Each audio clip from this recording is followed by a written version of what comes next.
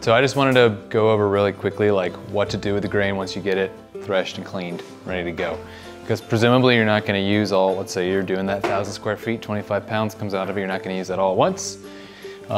Maybe it's going to come out of the field a little bit wet, like if you were harvesting on a day like today, sucking up the moisture, you know, you're going to need to kind of like have to be able to dry it in some way and then store it without it rotting. I happen to like if you're working at really small scales, just having some bags on hand. This could be a pillowcase. This could be something more heavy duty like this big cotton sack, you know, that where you can take that 25 pounds and put it in there. So these are super convenient, super easy, right? You can get like pillowcases on the cheap. These little tags are nice, wire tags you can write on there. So you don't lose track when you have lots and lots and lots of these stored in a barrel or whatever. If you were to ever go bigger, this is a 10-gallon bucket, or 10-gallon barrel, which is great because they're a lot more stackable than just doing bags. And this is like about a bushel worth if you were like gonna be trying to work on, you know, producing a bushel. It's a very like manageable size for how much it weighs, and it's a lot easier to handle. If you were to ever be thinking about like going with that 1.5 acres or something like that in wheat, and then you need larger storage capacity, you know, you can jump up. These are like really easy to get your hands on, right? Super accessible, except of course if you fill it all the way up, you got like 350 pounds right there. So you're just gonna have to be prepared to deal with that kind of weight. So really simple, basic. This is the easiest way if you're working at like really small scales to dry. So you can put it in a small bag, hang it up, put a fan on it. Maybe you have many, many of these small bags hanging up in a barn or a shed or whatever. Super easy way to do it. If you were to want to get like more complicated or sophisticated, I should say, and you were working at like scales that would require a barrel, you can go really low tech with like, so this is a heating cable with a thermostat attached, and you stick the thermometer in the grain and it will stay at 80 degrees or whatever. And you can fit a lid on there so that critters can't climb in, but the moisture can escape if you did want to dry that down. If you did want to like say, I know that I want my grain to be at 12% moisture in order to store well, and you think it's maybe wetter just based on like, oh, I don't know, it came out of the field really wet, I'm worried about it not storing well, you can take a little sample, weigh it, stick it in the oven, make sure it's dry, weigh it, and then do a little bit of math and figure out what that moisture content was, and that way you know, okay, I need to leave my heating cable in there for like another few days, do it again, that kind of thing. If you also wanted to get like more high tech, eventually down the road, you're a dedicated small grain grower, you know, and you're working at this scale or at this scale, rig up a little system that's a lot like a grain drying bin that actually like moves air from the bottom to the top with just like, you know, some basic plumbing and a really small affordable fan. Just kind of slowly moves it up there, moves moisture away. Some pretty super basic stuff. I happen to like this size again, just because I think it stacks well and it's super movable. You know, you can move 60 pounds at once pretty easily. And like biting the grain before and after is always really good, because then you'll have some level, like I'm at the point in the middle where I know if I chew on some grain that comes in about where the moisture is, or if it's too moist, it's pretty apparent when you know what that is gonna, you know, how not hard it is, or how hard it is. Yeah, and so I happen to love those kind of little tests just to get a sense of it, but of course you kind of need to do it a few times before you really get a good sense of what moisture is for how hard it is. I think it's important to have both personally, I feel like, just because equipment fails, but if you have some sense, and when you have the opportunity to know what 12% should feel like, you know, chew on it. Yeah, totally agree. It's a lot quicker that way too. Yeah. But anyway, any questions about this? This is just like, don't forget about this piece of the puzzle, you know, down the line, and not have anywhere to actually put your 25 pounds of grain. Pillowcases, really easy. Okay, cool. What I found with the mill, which we launched this flour mill 5 years ago, and it's not that difficult for people to put grain in the ground, seed in the ground, to get it to germinate. Harvesting can be challenging.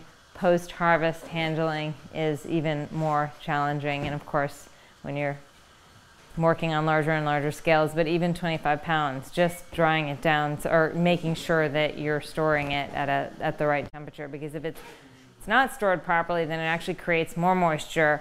It starts to respirate, creates heat, and then you've got a moldy mess. What we're doing at Carolina Grind, we're cold stone milling our products. So we're very tuned into the temperature, just like in baking where you're dealing with time and temperature. With the oven, you're dealing with time and temperature. With our mill with 48-inch stones, we're dealing with time and temperature too. Justification of industrial milling is that stone milling will, the flours will go rancid, and you do have the oils there, but we have a variable frequency drive, so you can control the rotation of our stone. Like if you had a water wheel, you could control the rotation of your stone, and then we control the feed, how much grain is going in, the distance of the stones. So milling is not just put the grain in and get the flour out. I really do see it as an art form. For 14 years, I ran my own bakery, wood-fired oven, naturally leavened, and milled in-house, and I remember thinking, this could be its own thing. Coming from being a baker, I will say that there is a craft to the milling process.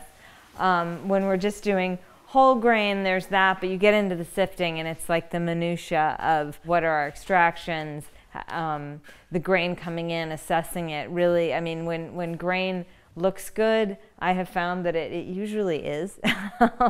Not to say that some grain that doesn't look good couldn't be good quality, because we've had that too. But there is something incredibly special about my moment on Thursday when I received our grain sample from our 217 crop and opened the box and was like, oh my gosh, it's beautiful. And I knew, and I went over to our moisture meter and took the moisture and then the test weight. So wheat should be 60 pounds at a true test weight. That's a bushel of wheat should weigh 60 pounds. We never get 60 pounds. We get like 55 or something, which when you're buying by the bushel and selling by the pound is a little painful. This wheat I got on Thursday was 60-pound bushel weight, grown in Wake Forest, North Carolina, rotating with organic tobacco, which happens to be a really nice rotation crop with wheat.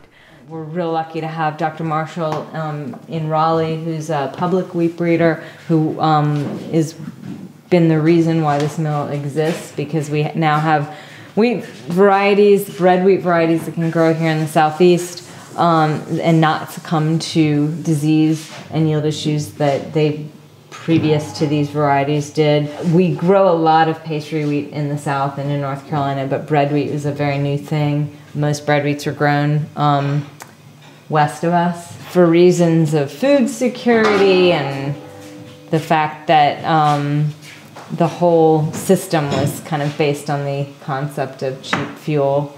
It became a very real issue to see if we could come up with bread wheats that could grow in the South. So in 2002, when Dr. Marshall came over from Texas A&M, a miller from Bay State milling in Morrisville, asked him if he thought bread wheats could grow. He started the Uniform Bread Wheat Program, planting wheats from the Panhandle of Florida up to, I'm not sure how far north, but over to Kentucky. Partnered with a program in New Zealand so we could get 2 crops a year. None of this is genetically modified. It's all old school breeding. And it's public varieties, so it's open to the public domain, not privately owned and protected in that way. So out of that, we have 3 varieties. The Appalachian White is a white hard wheat, so hard wheat being the bread wheats, and New East, which is a hard red, and TAM 303, which was kind of came over with Dr. Marshall from Texas A&M. TAM, Texas A&M, doesn't have that great of a name, but it came over with him. They planted in the field plots, and it seemed to do well enough, so it was kind of one of the first to be released.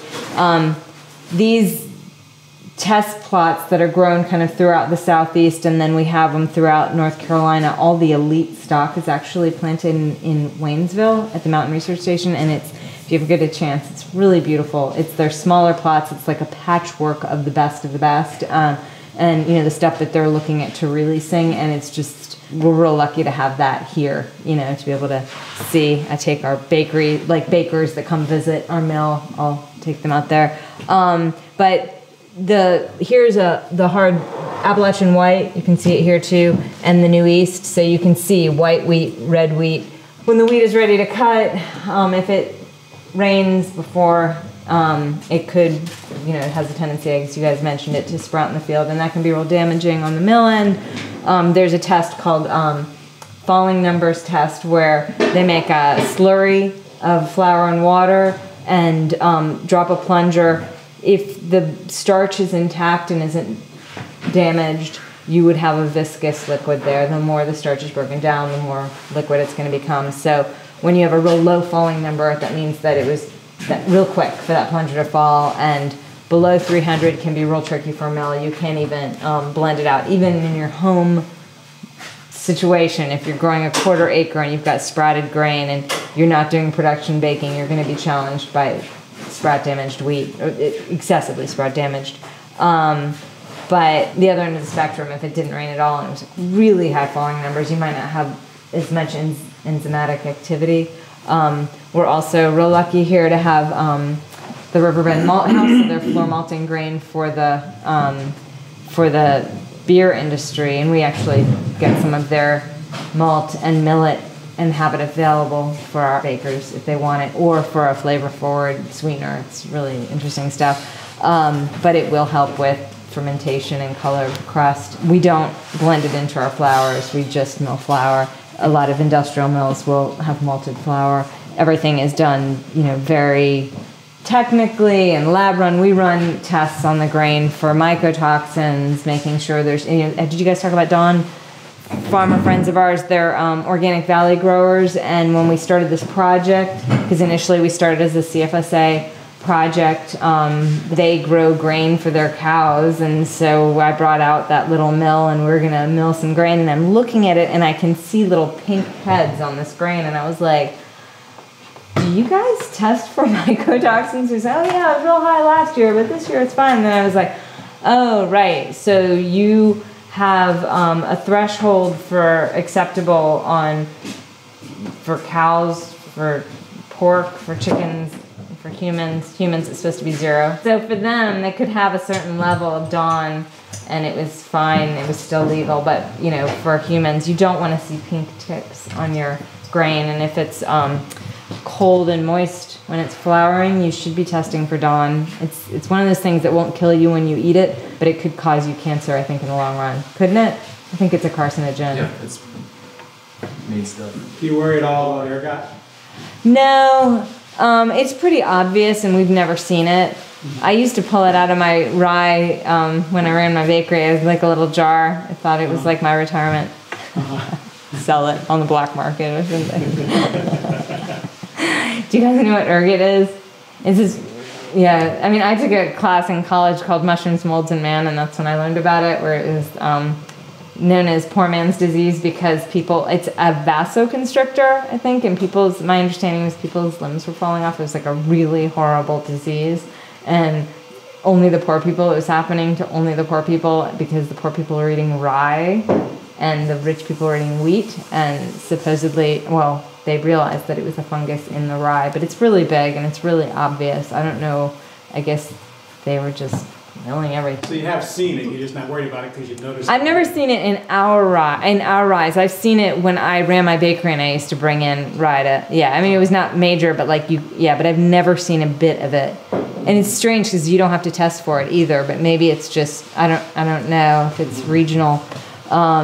But anyways, so what I have here is our bread wheats and our pastry wheat and some rye, and I thought it would be really good to sort of touch and feel the grains. I mean, the flours. I'll give a little background. Most industrial milling, they're running roller mills, so it separates the bran from the endosperm and the starch, and then they can recombine it for whole wheat or just separate out that endosperm, that starchy white flour, and you'll see enriched flour because they've taken out the nutrient-rich germ and bran.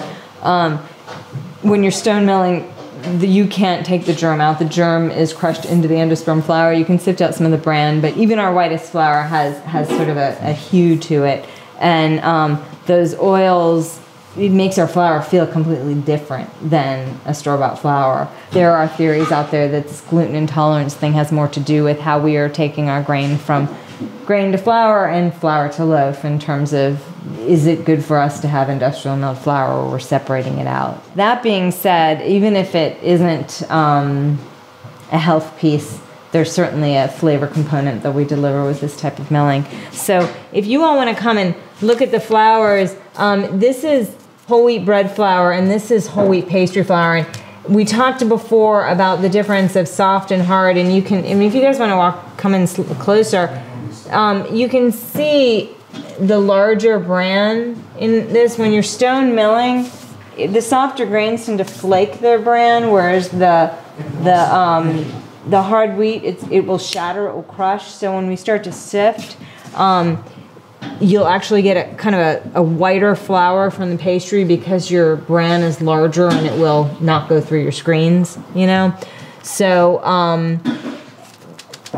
this is what you're looking at is this is our cake flour. It's our most, this is like a 65% extraction. We do it in our pastry, but not in our bread. So what we've got here is 100% whole grain bread flour. This is rye. Here's rye and whole wheat pastry. So the pastry wheat. The 85 is our high extraction. So when we start to sift, we've taken out 15 parts. And there's a big jump in performance when you go from whole wheat to high extraction, but not a significant loss in nutrients, which is really what I love about what we're doing, is that we can deliver a flour. I mean, when I ran my bakery, I was 100% whole grain with my breads, and which is nice, but like a day like today, like who wants to eat? Like, I don't know, it can be hard to take. Like, that's like it's a good winter bread, but anyways, to have a flour that is still going to deliver nutrients, still going to deliver flavor. You're not eating, you know, just sort of a pasty nothing, but has a jump in performance. It's really, it's like, what I love about it is like, it looks like whole wheat, but when you close your eyes and you taste it, you really can taste the difference. And it's amazing, that connection between visual. I have to literally close my eyes. The Flat Rock Village Bakery does a bread they call their whole wheat sourdough, and it's made 100% with our 85, and it's lovely. It's just naturally leavened, wood-fired oven baked. Highly recommend checking that out. It's a great bakery. The 75 is, if you ever look at formulas, recipes like tartine, where they'll talk about putting some whole wheat flour and some bread flour or kind of white flour in, that is actually what this flour is. Those recipes are mimicking what this kind of mill can do. And this 75 is really, it's 25 parts taken out of the larger brand. The germ's still there, but in terms of performance, it is, those formulas are trying to recreate the type of milling technology we have is European, and it's where the culture of bread has come from. This one right here is what we call a trinity. It was a fun mistake in the mill room, and we actually look at it as like our AP. It really has an all-purpose performance for us. So it's rye, soft wheat, and hard wheat that is combined and then run through our sifter. You can see the rye 100% here. And what I brought over here, which is really interesting, and this is what I work with my millers on, is how, this is where you get into the art form of milling, because when we're milling, we're looking at the waste product in a huge way, because anything that's coming out that's not going to be going into the bread, we want to minimize that. And so if you're not paying attention when you're milling, so we have screens, the half mill screen, which makes our high extraction flour. This is the mids, the waste product, aka cream of wheat, farina. 95% of our mids goes to a pig farmer and picks them up. This is the mids from 85 when you're and it literally is 85%. Like that was our 85, we got 85%. This is that same screen and we got 68%. I'm just like not multitasking, running the mill too fast. Same screening, but like just this is what can happen. And I'm always telling my millers, you know, like if your stones are too close, you can have an issue. If you're, you know, I mean, our mill is not a machine like turn it on. I mean, it's like wouldn't hold. It is its own beast. It has its own personality. And if our temperatures are going up, or if our extractions are off, or if, you know, we're constantly just sort of measuring that, and the mids are where we're looking. So this is 87% extraction. So these two right here are what our 85 should look like when we're studying the mids. This right here is our 75 screen and a 75% extraction. And so the farina looks like this. You can see the endosperm flour in there. When we sell farina as like cream of wheat product, we draw it from this particular one because this is closer to brand. I have a mushroom grower who uses our brand and now some of our 85 mids to do a medium to grow mushrooms on. So you're gonna get, you know, it's as close to brand as you get. I mean, we have brand as well, but in terms of milled product coming out. They talk about the problem with stone milling be that the oil can go rancid, which what they do is they kill the oil so it can't go rancid. Well, they actually, my understanding is they don't put back.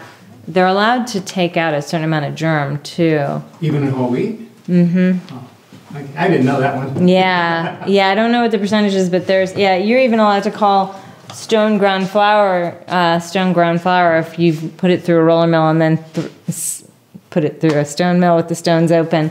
As long as it touched that mill, then you can call it stone ground. I had a friend that worked at an orange juice factory, and if the oranges didn't have enough sweetness, they could add sugar even though the label said no sugar added. Oh my gosh, that's terrible. This is our variety of rye that we mill. That was grown in Eagle Springs. We work with large-scale organic growers. That was Carter Farms tobacco. And it's Renz Abruzzi is the variety, so we don't have much breeding going on with the rye. Red wheats tend to not sprout. I mean, unless you've really got an issue in the field. That gene has been bred out, but the white wheats have much more of a tendency to sprout in the field. We have yet to get a crop of the App White, and I really want it because the tannins, the bitterness of red wheat, some people love it. When I ran my bakery, I used to actually blend white wheat and red wheat because I milled in-house because I like the flavor. I think the white wheat has more of a butteriness. The white wheat, for the miller end, it does extract better. You get more flour out of it. They flour at a different time too, so it's nice if you're doing any planting of your own and you have two different varieties that are flowering differently. That's nice because you're going to mitigate your risk of getting either DON, the vomitoxin, mycotoxins, or sprouting in the field. I mean, you're harvesting at a different time, but at least you're kind of not running a risk of good crop, bad crop, so feast or famine. We can take this grain that we have and mill it because it's the only grain we have. So it'd be kind of fun because we'll just mix it all together. It's like our trinity. It'll be pretty, yeah. I ran a bakery with this mill for 9 years. And then the Jansons built me a larger mill. I had raised my daughter and ran my bakery next to the house with this little guy. The idea with this is you take the stones are, and surely you guys have seen granite stones on the roadside. There's the bed stone, the one that doesn't move, and the runner stone. The lands, which is the kind of triangle area, when your mill needs dressing, sharpening, it's basically like polished stone at that point. You could feel it. When we dress the stones, we're roughing them up, balancing them. My millwright would paint the stones, rough them up, paint the stones, bring the stones together to see what's the high and what's the low. So he would come visit about once or twice a year, and I was always too busy baking to pay attention to what he was doing. And then kind of near my last bake, I started paying attention. I thought, wow, this is like a dying art form. I should probably take notes.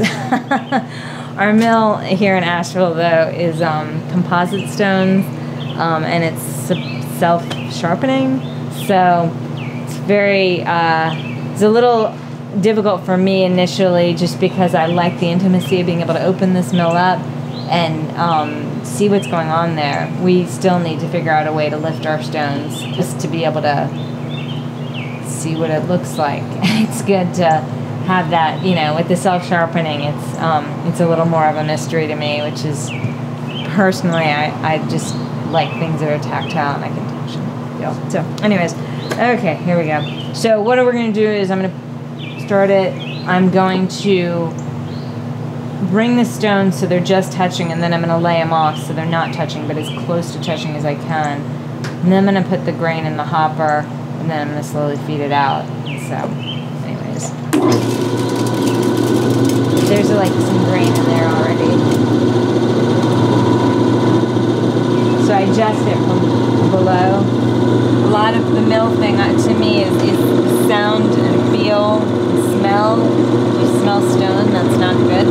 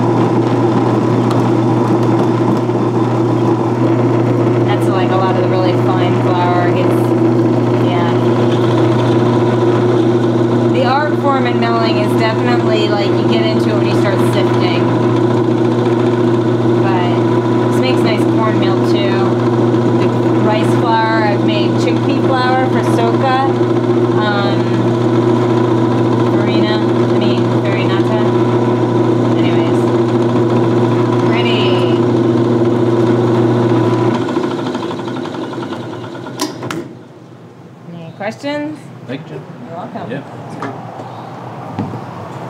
Yeah, let's turn this into something. Yeah, you should. Go. Well, thanks everybody. I think we're gonna go in and see what the meal situation is. All good here. No questions about milling? It's very cool. It's very cool. It is very cool. You want to have enough semolina on your board that your bread doesn't stick.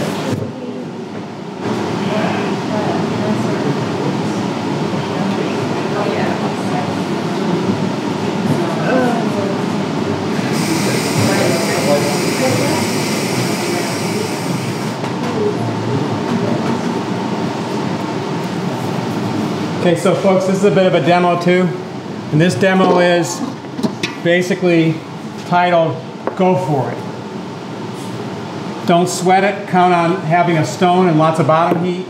You know, if it's proof this much, it may not get on there as perfectly as you want.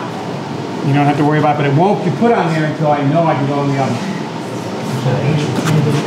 Just like that. Don't worry, you might bang it up a little bit, you just gotta do it.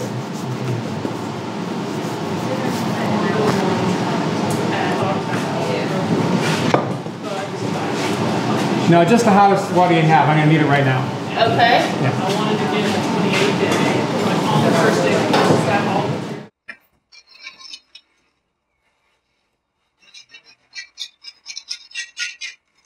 Rather to separate, you want it to rise up like this rather than like this.